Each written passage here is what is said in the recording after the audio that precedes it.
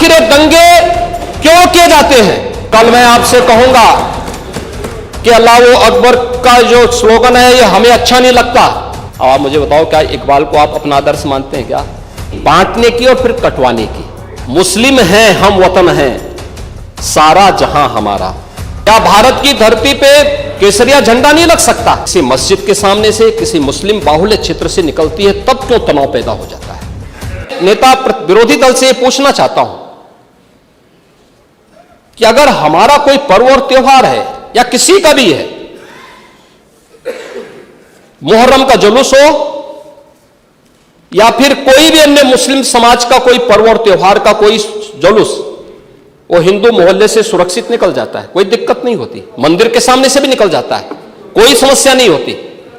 लेकिन इस समस्या केवल वहीं पे क्यों खड़ी होती है जब कोई हिंदू शोभा यात्रा किसी मस्जिद के सामने से, किसी मुस्लिम बाहुल्य क्षेत्र से निकलती है, तब क्यों तनाव पैदा हो जाता है? तभी क्यों झंडा लगाने में क्या समस्या आ रही है? क्या भारत की धरती पे केसरिया झंडा नहीं लग सकता? क्यों नहीं लग सकता? क्यों नहीं लग सकता? मैं यही पूछना चाहता हूं, आखिर ये दंगे क्यों किए जाते हैं? और बहराइच का मामला, महाराजगंज उस कस्बे का, जहां के बारे में आप कह रहे हैं कि लगातार मुस्लिम बस्ती थी। मोना जी ने भी इस बात को कहा कि बस्ती थी, प्रशासन नहीं था, 4 कंपनियां पुलिस थी वहां पे, और दंगा सड़क पे नहीं हो रहा था, गोली घर के अंदर से चल रही थी। जिस निर्दोष राम गोपाल मिश्रा की हत्या हुई, वह घर के अंदर से गोली चला करके उसकी निर्मम हत्या की गई। हमें इस सच्चाई को स्वीकार करना चाहिए। ये दंगा सड़क पे आमने सामने नहीं था।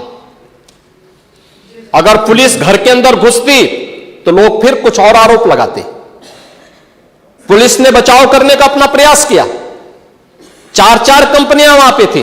और आप कह रहे हैं कि माननीय मोना जी ने भी कहा कि भारतीय जनता पार्टी के विधायक ने आरोप लगाए। भारतीय जनता पार्टी के विधायक ने इस हल्दी की घटना को लेकर के नहीं, इस महाराजगंज कस्बे की घटना को लेकर के नहीं, ये उस समय बहराइच कस्बे में थे, और बहराइच कस्बे में इनकी गाड़ी पर हमला हुआ, जो वहां से 30-35 किलोमीटर दूर है। वहां पे एक पथराव हुआ था।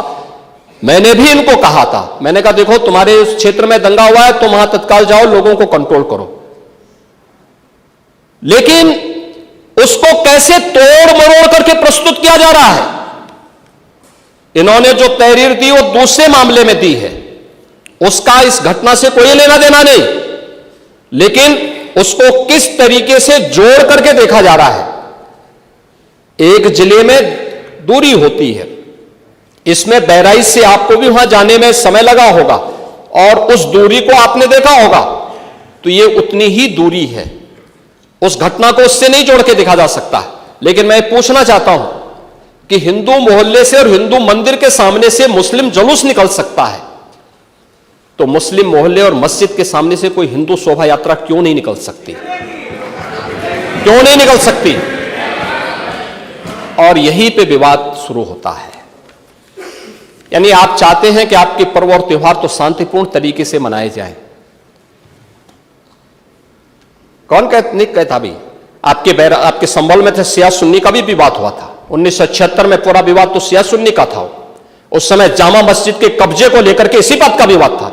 आप इस सच को धूल मत डालिए उस सच पे। और लखनऊ का शिया सुन्नी विवाद ये भारतीय जनता पार्टी की सरकार के समय ही समाप्त हुआ है। आप लोग तो लड़ाते थे, यहां पे शिया और सुन्नी को भी लड़ाते थे, क्योंकि आपकी तो शुरू से ही राजनीति थी बांटने की और फिर कटवाने की। और इसलिए हमने कहा कि न बटेंगे और न कटेंगे। हम न बटेंगे और न कटेंगे। मुझे आश्चर्य होता है, अपने को शिक्षक कहते हैं श्री संग्राम सिंह यादव। हाँ, सच को स्वीकार करने की सामर्थ्य नहीं, इसलिए चले गए। आप देखें एक दोहरे चरित्र के व्यक्ति के द्वारा जो अपनी कुछ पंक्तियां पहले लिखी गई हैं और बाद में उसका चरित्र कैसे बदला है, मोहम्मद अल्लामा इकबाल के बारे में वही कहते हैं। यानी जो पहले कहते थे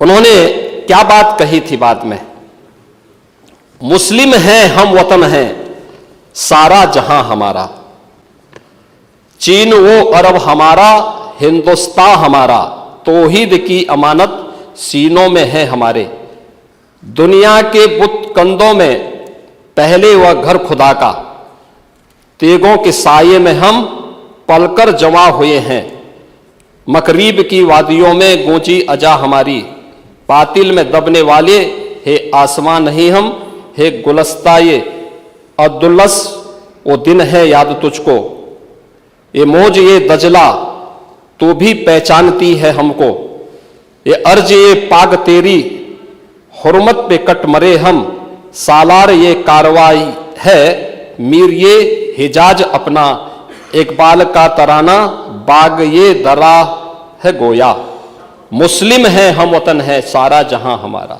अब आप मुझे बताओ, क्या इकबाल को आप अपना आदर्श मानते हैं? क्या इस इकबाल को मानेंगे? क्या वो अपने को पेशे से शिक्षक कहते हैं, ऐसे शिक्षक छात्रों को पढ़ाएंगे तो दुर्गति कराएंगे ही कराएंगे। यानी इकबाल की एक कविता को यहां पे पढ़ करके और वास्तविक सच से आप धूल डाल करके उसको छुपा नहीं सकते हैं। और मैं इसीलिए कहना चाहूंगा कि महोदय, प्रशासन ने पूरी कार्रवाई की है और लगातार हमारे संज्ञान में सारी बातें हैं। एक एक बात पर सरकार नजर रख रही है। 25 करोड़ की आबादी का प्रदेश है और 25 करोड़ की आबादी के प्रदेश में पिछले 7.5 वर्ष के दौरान सभी पर्व और त्योहार शांतिपूर्ण तरीके से संपन्न हुए हैं। सभी वीवीआईपी विजिट सकुशल संपन्न हुई हैं।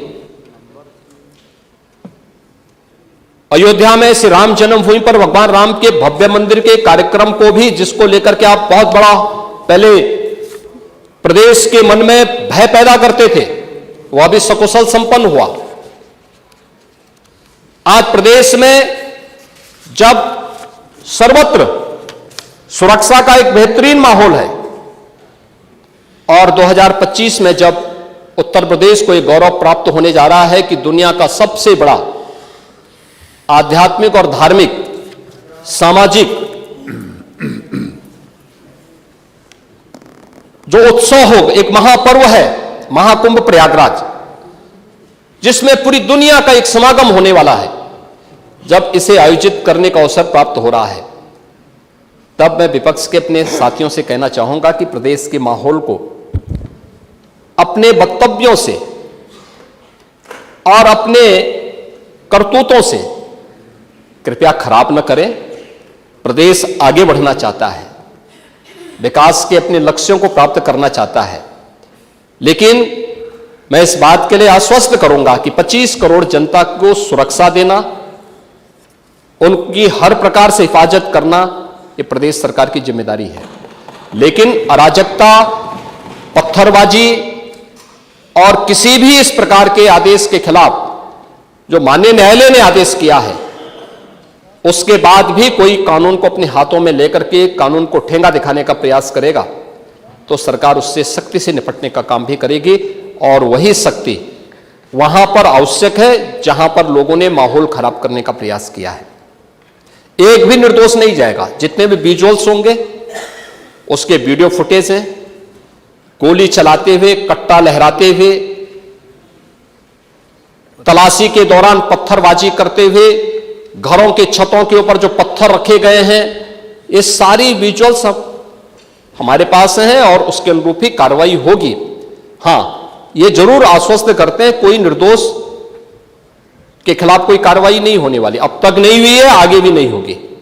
लेकिन कोई दोषी होगा उसको कोई बचा भी नहीं पाएगा। यह भी मैं इस सदन के माध्यम से पूरे प्रदेश के अंदर बहुत स्पष्टता के साथ कहना चाहूंगा कि सरकार की जीरो टॉलरेंस की नीति पहले दिन से है। अपराध और अपराधियों के प्रति, दंगों और दंगाइयों के प्रति वही जीरो टॉलरेंस की नीति के साथ सरकार कार्य करेगी। इन दोनों मामलों में राजनीति की बजाय हमें समग्रता की दृष्टि से देखना होगा। और समग्रता की दृष्टि ये